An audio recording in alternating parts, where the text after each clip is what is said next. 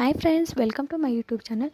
Friends, ಇವತ್ತಿನ ಈ ಒಂದು ವಿಡಿಯೋದಲ್ಲಿ ನಿಮ್ಮ ಮನೆಯಲ್ಲಿ ಒಂದು ಟೈಲರಿಂಗ್ ಮಷಿನ್ ಇದೆ. ಸೊ ಅದರಿಂದ ಯಾವ ರೀತಿ ನೀವು ಹಲವಾರು ಬಿಸ್ನೆಸ್ನ ಸ್ಟಾರ್ಟ್ ಮಾಡ್ಬೋದು, ಮನೆಯಲ್ಲಿ ಕೂತು ನೀವು ಬಿಸ್ನೆಸ್ನ ಸ್ಟಾರ್ಟ್ ಮಾಡ್ಬೋದು ಅಂತ ತಿಳಿಸ್ಕೊಡ್ತೀನಿ.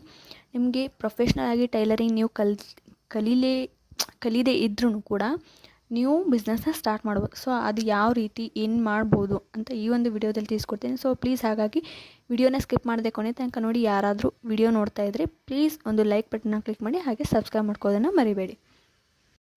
ಓಕೆ ಫ್ರೆಂಡ್ಸ್, ಇವಾಗ ವಿಡಿಯೋನ ಸ್ಟಾರ್ಟ್ ಮಾಡೋಣ.